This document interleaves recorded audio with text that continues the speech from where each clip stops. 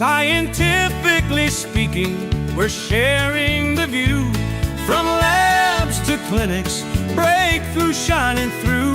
With minds that inspire and stories to unfold. Scientifically speaking, the future's being told. Welcome to Scientifically Speaking with Christine and Oz Arab Media, the show where science meets everyday life in the most practical and empowering ways. Before we start, a shout out to Laurent for my amazing hair every episode. Today's episode is all about living well with nutrition, and I'm thrilled to be joined by a very special guest, Renee Bechara, an accredited dietitian and diabetes educator who brings both professional expertise and life experiences. With the growing public interest in gut health, hormonal balance, the impact of GLP-1 medications like Ozempic, and the explosion of nutrition myths on social media, Renee is here to help us navigate the facts, debunk the fads, and guide us towards a healthier and more balanced relationship with food. Renee, welcome to the show. Hello, thank you for having me on, and thank you to Oz Arab Media for inviting me for the show. Amazing. Thank you for accepting our invitation. And let me straight away start with what is keeping everyone quite, curious. What brought you to nutrition and what inspired you to become a dietitian? Lovely, great question. So I've actually always wanted to be in the health field. Right. I did want to be a nurse initially, but I then sort of ventured into dietetics, and that's just due to my personal circumstances. I've got some personal health issues, so that's what's inspired me to help and give back to the community and what a way through dietetics. Amazing. My next question to you would be, what are some of the most common misconceptions people still have about food and diabetes? Yeah, that's a very interesting question and one I get all the time. Yes. I guess I could stay here for hours and, ramble a couple of them, but I guess common misconception is that carbs are bad. Uh-huh. And that... Aren't they? They're not bad, no. Yeah. They have a time and place and portion that we need to be consuming, and especially when we're talking about carbs and diabetes. We really need to make sure that we're looking at portion control and the glycemic index of the carbohydrate, which is a very hot topic as well. Okay. And that there are sources of carbs which you can eat more of because they don't have as much sugar, such as your rice versus your cracked wheat. Okay. Yes. That's very interesting as well to debunk soon. Yes. Yeah. All right. So one of the misconceptions is, carbohydrates. Any others? In terms of with diabetes and misconceptions is that, you got diabetes because you ate too much sugar, and especially if we're talking about type 1 diabetes, but if we're talking about type 2 diabetes, there are multiple factors as to why a person may have type 2 diabetes, so it's multifactorial. Trying to think of a few others that are... No, that's great. It's great. So, which I personally thought, to be honest, that carbohydrates are bad, so I have to take them out of my life. You said this is a misconception. And I am getting sugars or diabetes because I eat a lot of sugars. So let's hope we debunk a few of them today. So tell me, let's start with the diabetes. Managing blood sugars isn't just about avoiding the sugar, as we just mentioned. Can you explain the role of balanced meals, timing, and carb counting? Okay, so this topic usually takes me 5 to 10 sessions with my clients. Okay, as brief as possible, Renee. Right. So, let's start with your balanced meals to address that first part of the question. In terms of your balanced meals, it's really important to making sure you do have a balanced meal that includes your protein and your fiber to make sure you're getting a feeling of satiety and getting the nourishment from the protein and the fiber. You then have your carbohydrate portion of your meal, which is then portion controlled to make that healthy, balanced meal. Right. And then we have our vegetables, which adds bulk to your balanced meal. So vegetables are very important to then add the bulk to the meal, also get your microvitamins so your vitamin C's. And unfortunately, that's where understanding portion control is then important to understanding a balanced meal and then carbohydrate intake and blood glucose regulation. Right. Okay. It's a lot to take in. Yes. So basically, are you trying to tell me that balancing the meal is distributing the sugars? It's distributing the carbohydrate intake and then ensuring you're adding enough vegetables and protein Yes. to make sure you're full and reaching all of your macro and micronutrients. Right. That's very interesting. So let's say, for Yes. example, given we're on Oz Arab Media, Sure. we've made bazella and riz tonight. Amazing. I love it. Yep. We're going to have a quarter of our plate rice and the rest of the plate is the bazella with the meat and the vegetables. Okay. If you're still hungry, you then go have more of the bazella. Not more of the rice. Correct. Or of both. Correct. Correct. Or have bread with it, because some Yes, people no, do. we either have the rice or the bread. And that's what right. makes it a balanced, healthy meal. Amazing. That is great information, I believe. If I want to dig in deep to a topic that's trending at the moment. Yep. Okay, and go to the GLP-1 medications. And those who don't know what GLP-1 medications are, they're like the Ozempic, Saxenda, and the new one on board is the Mounjaro. So a lot of people want to just take them to lose weight, and it's a big thing at the moment. But we always forget the reason why they're out in the market, right? So how do GLP-1 medications affect the appetite and the nutrition absorption? Okay, so GLP-1 is actually a hormone in your body which is made naturally. Oh. And it's naturally after you eat. So it helps with things like telling your pancreas to release your insulin, which therefore lowers your blood glucose level, slows down how fast food leaves your stomach, which then sort of prevents that sugar spike, makes you feel fuller, quicker and longer. Okay. And then it stops your liver from adding extra sugar to your blood. So these medications are basically a copy of this hormone, and then it gives your body the boost to then be able to do these things better. Okay. So if I want, so I'm injecting a hormone in my body because, so assuming I don't have it or it is low in my body? Yeah, so it's about it helping and guiding your body to then do that job better. Better. Interesting. Yeah. And what dietary considerations should individuals on these medications be aware of? Because, some people would say, I'm taking the Mounjaro, I'm not going to gain weight, let me just go grab Macca's. Yes, this is a fantastic question. I'm Okay. loving all these questions. Amazing. And something that I see day in, day out in my clinic. Right. First thing is first, we cannot have this thought that, yes, we're on a Mounjaro or Ozempic, so we can eat whatever we would like. No. We need to really make sure that we're still eating healthy and getting our 5 core food groups. Also, because your appetite is reduced and you don't have the ability to eat what you normally would, you also might have a little bit of gastrointestinal sort of discomfort. Yes. So it's still very important to eat healthy. Sorry to cut you off. Is it those that when it makes you feel nauseous or sick to stop you from eating? Yeah. Or Okay. like vomiting. Right.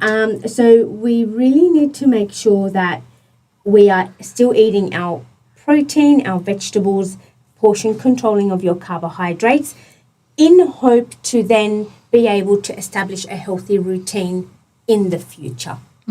Let's say you need to stop this medication because you can't handle the adverse reactions or side effects, or you've, reached a good glucose control like the HbA1c or the Yes.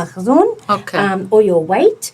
It's so important that if you do stop these medications, you've used the medication as a tool to change your lifestyle and your dietary habits and then implementing some physical activity. Right. So if we want to mention to our listeners and those seeing us today, it's a tool. So once you stop it, if you don't continue the good habits, it's going to go back to where it took you. And that's mainly maybe what happens with people that say, oh, I did Ozempic, I went really well, I lost 20 whatever kilos, look at me now, I doubled them. Don't use it because you're going to go back double.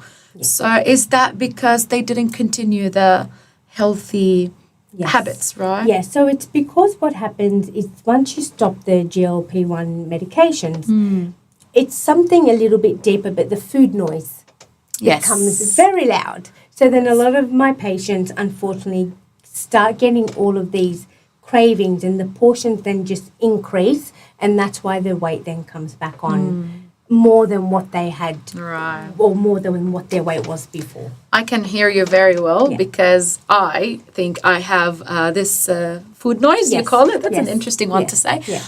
My head is hungry, but my tummy is not. Does it make sense? A lot of sense. I think that if we work, it's like an addiction thing, right? If you work on your head that I'm not going to eat now, maybe that would help the tummy. Definitely, I'm no doctor. I'm just saying, for healthy circumstances or the regular circumstances. Do you agree with me? Definitely. And I think as much as I'd love to stop the interview and do a bit of a health consult with you. We will do that after this. It's so important to understand that there are a lot of other factors than just food themselves. Right. Yes. That's a whole nother topic. Yes. But yes, it's so important that they do this under the guidance of a dietitian and their GP. Dietitians are not bad. You just have to find the right one who fits you and your needs.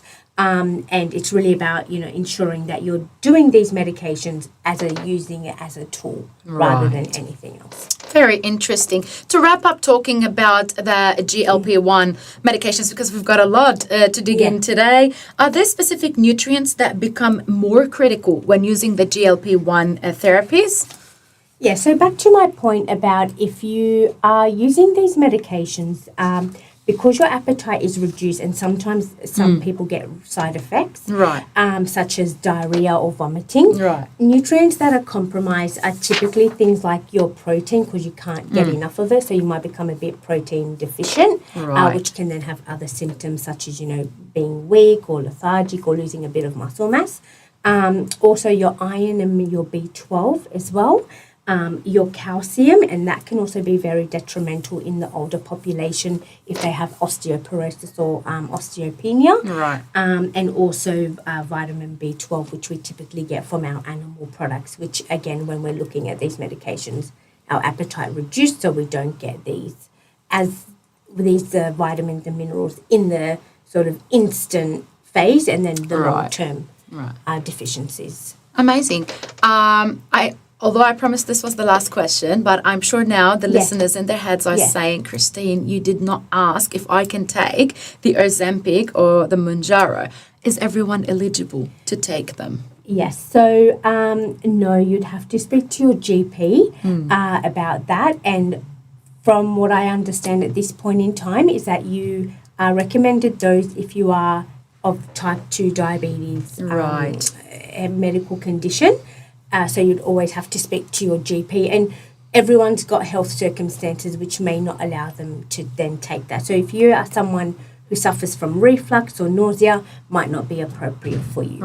If you have a lot of stress or, emotional and well-being issues, that also might not be appropriate. It does play a little bit in the brain. Amazing. Let's go into women's health, please, Renee, because I really want to cover a lot of topics today. Emerging research highlights that connection between the gut and the hormonal balance, mood, and immune function. There's a relationship between all of these things happening inside. It's a big factory. You also work with women on nutrition for their hormonal balance. So how can food support people with PMS, PCOS, or fertility? And let's try, I know I said a lot of acronyms there, try to be very simple with our words so that we can, everyone in the community can understand us. Lovely.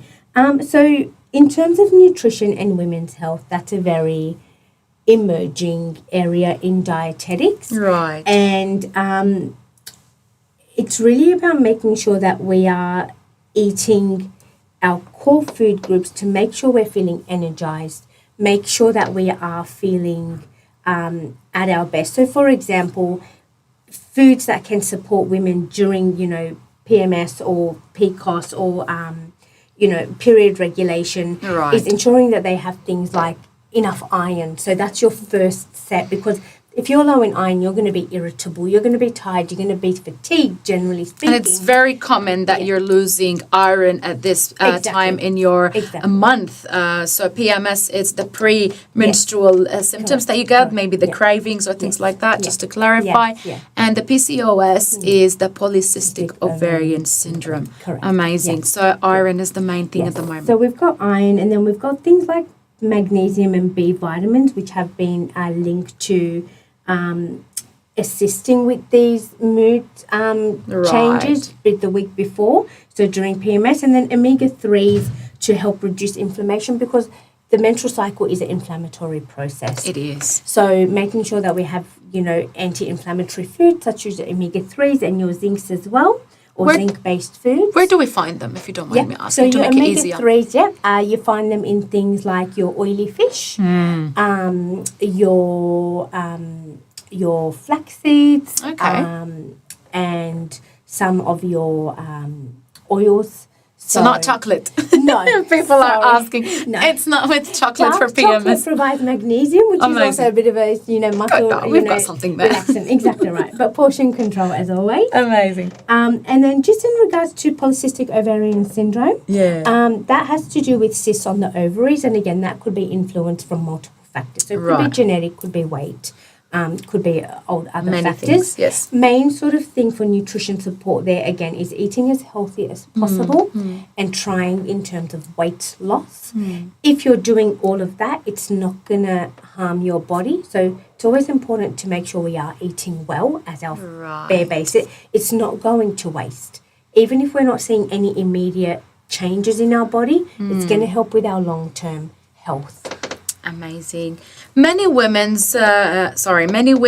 Renee, struggle with emotional eating or low energy during that time. What advice would you give to offer those solutions? Again, all the questions you're asking me are phenomenal. I love it. All very good, and all, things that I see in my practice. Amazing. So I guess if we're going to look at emotional eating, it's very different, in my personal opinion, as a dietitian than low energy. Right. Emotional eating has to do with a client's eating out of emotion or poor mental well-being. Whether it's a positive or negative, like whether they're very happy or they're very sad. Exactly right. And in my clinic, emotional eating usually is when, a woman or a male is stressed, upset, and then they'll go to the food. So it's really about making sure that what I, as a dietitian, and it's such a big and sensitive topic, emotional eating, to cover, I guess, online and ensuring it's a safe space for the client. But I'd say to to the listeners of Oz Arab Media, to make sure that they address this within themselves, the emotional eating. They then address it with someone that they feel either safe to speak with, or they see their GP, or maybe possibly a psychologist. Right. Something I'd like to quickly answer terms of that is, unfortunately, in the Arab culture, seeing a psychologist is taboo. And this can play a very big role when it comes to emotional eating, because it then just drives it to progressively get worse. So please, it is okay to go see a psychologist or speak to your GP when you know that there's something not right. And then a dietitian can help in terms of addressing that emotional eating and see when it's happening, why it's happening, how it's happening, and then how do we address that accordingly. Okay. So do you have like a meal program scheduled for emotional eaters, really? Or is it more about when to eat? Yeah, so it's more about, I don't give a plan. It's more about addressing and understanding your body. Yes, all right. So if I'm happy, am I emotionally eating? If I'm stressed, can I do something else instead? Wow. Yeah. That's a lot happening in there, Yes. isn't it? Yeah. And in regards to low energy, because you said it's a little bit different. Yes. So Yeah. do you Yeah. go for the same approach?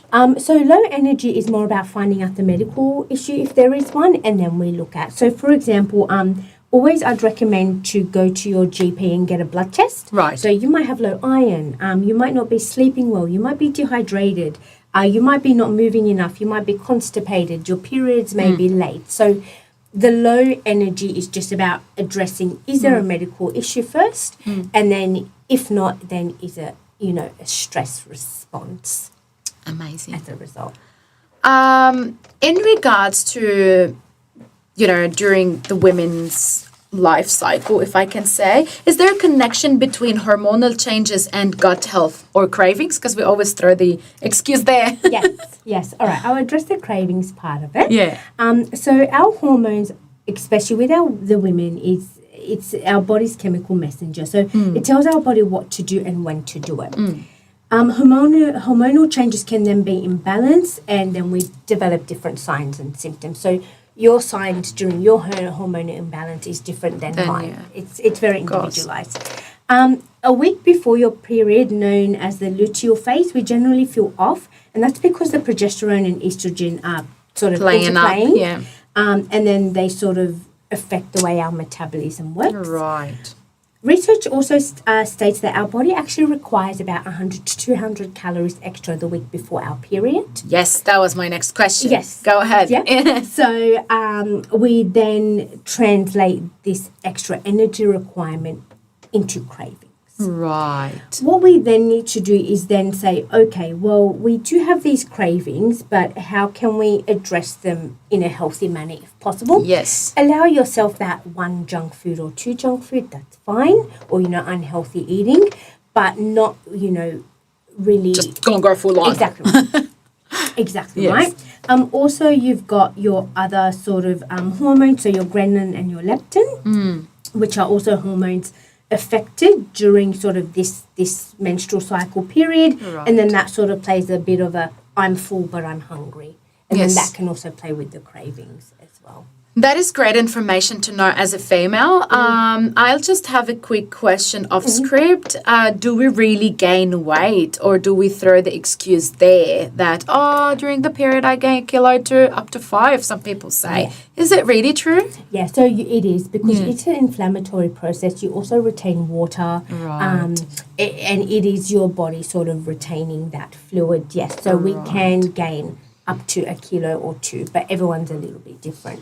Just a little question. It's something I am very curious to know. So a female in general, right, has the period, mid-period, ovulation time. So basically throughout the month, where a day or two that we're actually properly, the right The weight. woman, yeah.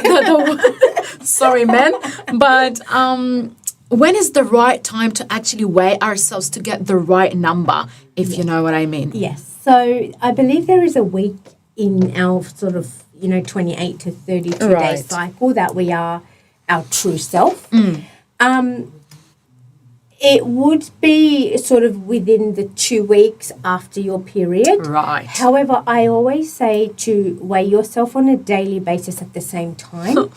Or if you do want to take your weight, weigh Yes. yourself then, because that'll allow you to understand your fluctuations, to then understand your body on a regular basis. Okay, so if I'm mainly between, let's say, 80 or 82, if I went up to 86, so that's maybe close to the period or after the period. Yes. All right, understandable. Amazing. I'd like to debunk a very important topic that I know all of our listeners experience it, if I can say, which is the social media, right? A lot of people would just go on social media, flip, and now it's a thing that there's a spread of nutritional advice on these platforms like TikTok and Instagram and Facebook, and sometimes there are misinformations and it's extensive or exaggerated, if I can say. What are some of the common nutrition myths you are finding that are being encountered online? Yeah, where do I start? I know. And sometimes I'm like, hang on, wait, am I a dietitian? Are these true? Like, what's going on? Between the brackets, I always say, don't mind my education. Yeah. If you are doing everything online, don't mind it. Yes. So, yeah, look, there are a lot of myths, and unfortunately, I can go for hours. So, Right. I guess some common ones is that skim milk has more sugar than normal milk. Oh. Would you like me to sort of debunk them or just go through them? Well, just maybe tell us why it's not true in simple. Yeah. So with the skim milk, when they remove the fat content from the skim milk, the sugar content is naturally concentrated. So they're not adding sugar to the skim milk. It's just that They're highlighting it. Yes, the Wow. sugar is naturally concentrated. You'll also find the same for the calcium content in there as Oh, well. wow. I never knew that. Yep, nuts are bad. So nuts are not bad. Nuts are healthy. They have good fats, but we need to portion control at 30 grams of a nut. Oh, that's less than a handful. It is. Sorry, Christine. She sounds very disappointed. So it's about, again, it's, مشت عادي بالليل وتنقرشي على المكسرات. Bzurat, as we say in the Exactly living. right. Oh, that's another thing. Sorry, Yes. I'm cutting you off, but raw different than being roasted or So obviously a nut in its most natural form is going to be more healthy. Of so course. it doesn't have added oils, added salts. Thank you for that. Of course. But it's, obviously unsalted is better. Right. And it would be that it's still a 30 gram serve. So 30 grams of either almond or a Brazil nut or a macadamia nuts, but it's that 30 gram serve that you need to stick to. and draw. Yeah. They're not yummy. Coconut oil is the best oil. Isn't it? No, coconut oil is 90% saturated fat. Or the coconut, I should say, my apologies. The coconut is 90%. So when they're making that into an oil, it's actually unsaturated. It's actually a saturated fat. Wow. So we do not need to be using... So shall we go back to our Lebanese traditions and go with olive oil? Always. Olive Wow. oil is one of the best good fats and poly and monounsaturated fat options. Nice. Yes. Red wine has antioxidants. That is actually, I've recently been to a conference and that myth has been fully expelled as it's got no antioxidant in there whatsoever. Sorry, I don't Christine, I'm like you making now. So yeah, But they say red wine is healthier than any other alcohol if you want to consume it when you're on a healthy diet. yeah. So as a dietitian, I have to come through with the news that alcohol is one of the top carcinogenics. Or carcinogenic food items we can actually consume. Ouch. Yes, very big ouch. So it is not. Obviously, we're going to have it in a social context, and we Yeah, need to it's like part of the cheat day kind of thing. Yeah. But to say that it's better, not really. If you're going to go for anything, it's going to be a gin and tonic, because that's your lowest calorie and lowest Oh, alcohol. is it? Yeah. Wow. Yeah. Yeah, it's got a lot of carbs and sugars in there, Yeah. unfortunately. Yes. Anything else you've got to break my food habits yet? Lemon and cinnamon in water will make you lose weight. No?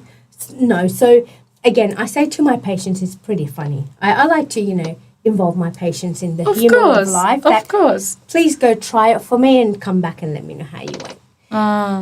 It might help in terms of increasing your water intake, encouraging you, psychologically assisting you, but it's not going to do the wonders that you're going to lose 5-10 kilos from drinking a glass of lemon water.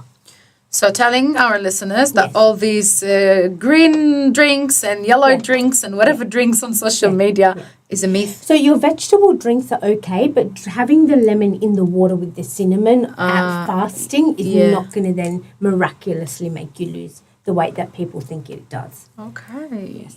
Amazing. Renee, I really thank you for this information. And as you said, maybe we can go for hours in many myths on social media. But how can individuals really distinguish between a reliable nutrition information from a fad that they're saying online? Because nowadays, even dietitians like yourselves and doctors are out on social media. Yeah. So what's happening there? Yeah.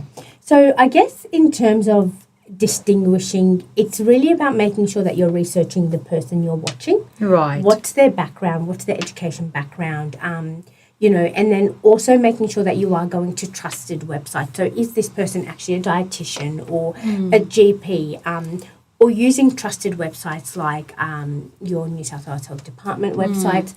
Ultimately, it's about going to your GP and seeing a dietitian for Right. that one-on-one consult. But anything with, .org.newsouthwales.gov.au, things like reliable. that are more reliable than just any Joe Blow. Amazing. So what's your role as a dietitian to play in combating this misinformation on social media?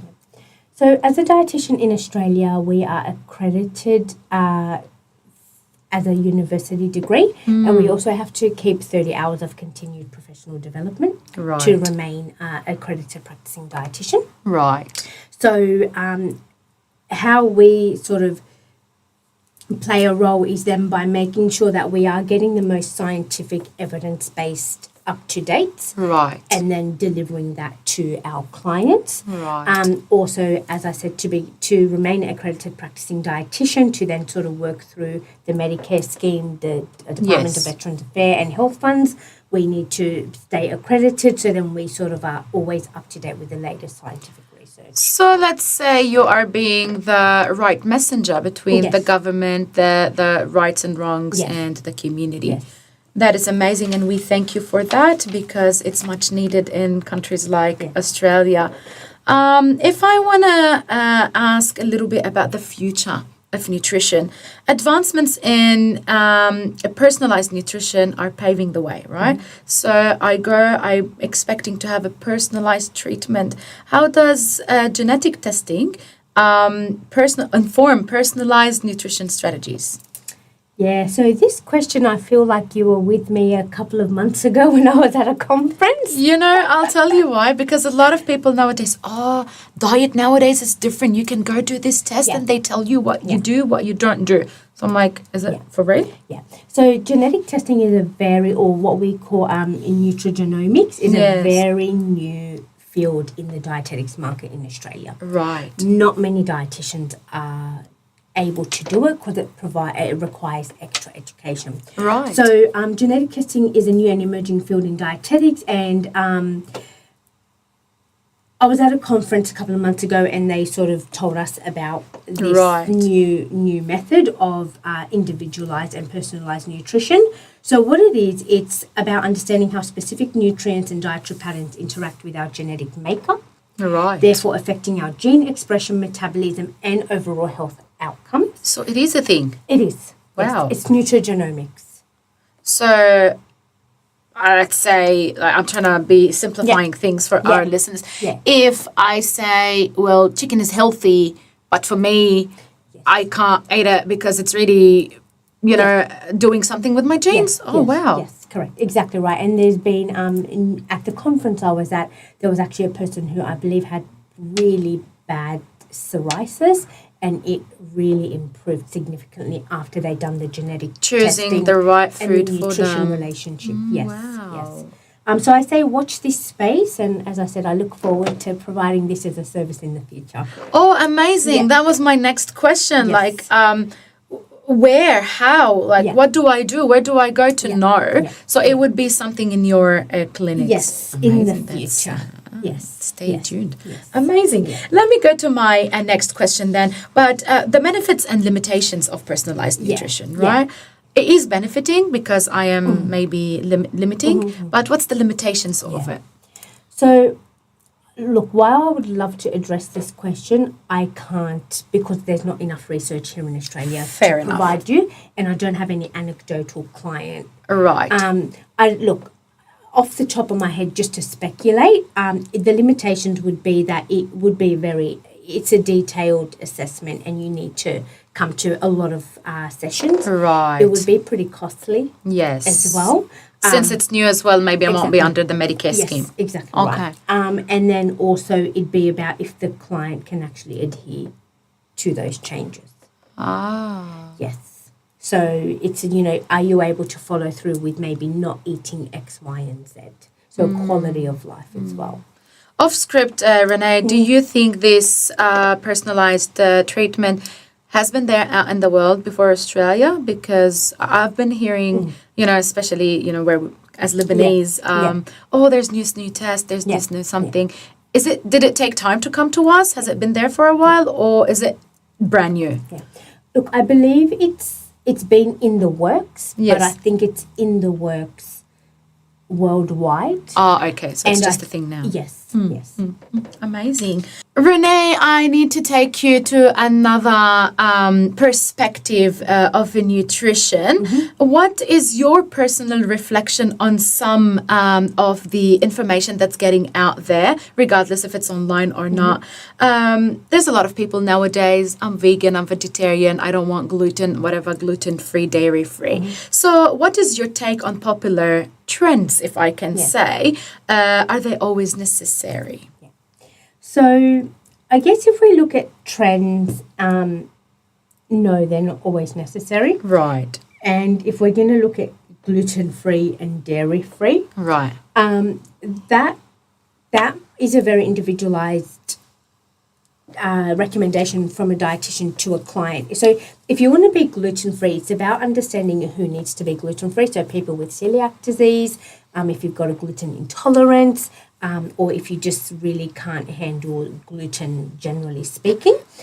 And then maybe that can relate to the genetic thing, though. Could be. Yeah. Could be. All right. But then I always provide my patients with the education of the pros and the cons of being gluten-free. And sometimes, unfortunately, it is a trend that people just want to do. So it's about, okay, let's try it, but, there are pros and cons to it. And unfortunately, in my experience, a lot of people don't stay on these trends for long. So it's more about understanding where my patient's coming from. And no, it doesn't mean that if it's out in the social media world that it's something we need to do at all. No. Same with being dairy-free. So again, unless you've got some real symptoms such as, feeling uncomfortable when having dairy or, breaking out in, skin issues, we can do some dairy alternatives such as maybe almond milk, but it's really about understanding why you want to do this. And can people really acquire these problems? Like someone who is not lactose intolerant but suddenly becomes lactose intolerant? 1,000%. Yes, Oh, definitely. wow. You can, because it could also be, that's a whole other topic of what we call Degeneration and regeneration. And also having like maybe caught a virus or a bacteria, and then you become FODMAP intolerant. Oh, wow. Yes, I've heard of that. Yeah, lactose intolerant is one of the FODMAP families. Oh, wow. Yeah. Amazing. For someone struggling with bloating, what are a few small changes that they could make to have a big difference? Yeah, I think you want me here for hours and hours. I wish. Look, to be honest, I'll be very honest and I'll share some very personal information here. I have been myself struggling ages with weight, and this topic it really touches me. Yeah. So I'd like to know more. Definitely. So look, bloating is one of those interesting topics that can be multifactorial. So a few small changes I would be recommending is bloating coming from the food intolerance? Right. Is it the gut and the brain axis relationship? Wow. So our brain talks to our gut and our gut talks to our brain, and as a result can cause a flare-up. I can tell you symptoms. My brain is a very bad influence. Are they eating fast? Are they constipated? Do they have Helicobacter bacteria, which they then need to be checking? So if there's one tip I recommend is to chew your food 10 times before swallowing, because you need to make sure you're really chewing your food. No, I'm sorry. Yeah. I'm a very fast eater. Yeah. So again, yes. Start with that. Wow. Okay, so chew your food 10 times and then we look into everything else. I've heard that before, but then I always tell people, and it might sound funny, it doesn't taste yummy to keep the fruit so long in your mouth. No, Christine, we're not going to keep it in there till it's like a mush and a puree, but just really making sure you're chewing it and enjoy your food. Right. Enjoy what's in, your teeth and your saliva have a job to mush that food before it gets to, the digestive system. So just, chew it. Don't make it mush, but, a happy medium. Amazing. I'll do my best. Yeah. But I really want to hear more about, how it goes. We have a limited time to go for. I really wanted to hear a lot, and hopefully we can have you on another time. Yeah. Coming towards the end of our discussion today, what's one piece of advice you'd like to wish everyone to understand about healthy eating? Yeah. Okay, so healthy eating doesn't mean you have to be on a diet. Yes. It's quite the opposite. Right. Healthy eating means that you're making healthy choices on a day-to-day basis and then allowing for those occasional foods. Right. I want people to view healthy eating as nourishing and fueling your body and having a good quality of life as well. Right. It's like if we want to compare fueling our cars, we need petrol to run. We need food and healthy food to run. Right. Instead of thinking, oh, I've only got a few ingredients in the fridge. Or I don't have time. That's a big thing, right? Yeah. You know, you can get a chicken from Woolies, take the skin off, do some, cook some frozen veg and some pasta. There's your meal. With a bit of Practical sauce. and fast. Yeah. So, healthy eating doesn't mean elaborate, fancy, great spices. Oh my God, looking amazing. It's about healthy, nourishing food. I want listeners to take away that healthy eating is a process of investing in their future health and current energy status. Right. Even though we don't see the difference immediately, it is the same as an investment which takes time to reap the reward. Right. The reward in this case is the absence of disease. Wow. So we can avoid a lot of problems Yes. in our lives, from diabetes to many other, only because we're eating healthy. Yes. Yeah. Although unfortunately we always think we need to be on a diet to lose weight. No. Weight is only one factor. Okay. We need to be looking at everything else. Right. So eating healthy to make sure our bloods are well, our body's functioning well, we've got energy, we're moving. Right. Amazing. Renee, where can our listeners find you and learn more about what you do? Yes. Again, I'd like to thank you for having me on today. Of course. So at the moment, I work across several different medical centres. Right. I'm at Bankstown, Strathfield, Chingabi, St Clair, Granville. I do see clients under the Enhanced Primary Care Plan, which we typically refer to as the 5 free visits. Yes. Yes. Also under NDIS, Department of Veterans Affairs, and also seeing me privately. At this point, the best way would be to either email me, or I believe you are going to put my Instagram handle. Yes, we will add that definitely. And if Yeah. you'd like to read your email out, that will be added. Yeah, so it's Renee Bechara Dietitian at outlook.com. Amazing. And then I can sort of give the person the information to then contact those medical centres. Amazing. Renee, thank you so much for sharing your very wisdom and lovely information with us today. There's a lot yet to break through, but I mean, we could do what we could do. This conversation has been both enlightening and empowering. And to our listeners, before we leave you, whether you're living with diabetes, navigating hormonal shifts, or simply trying to eat better in the world of overwhelming advice, remember, good nutrition isn't about perfection, like Renee said. It's about progress, balance, and understanding your body. Until next time, this was Christine from Scientifically Speaking on Oz Arab Media. Stay curious, stay nourished, and keep asking the questions that matter.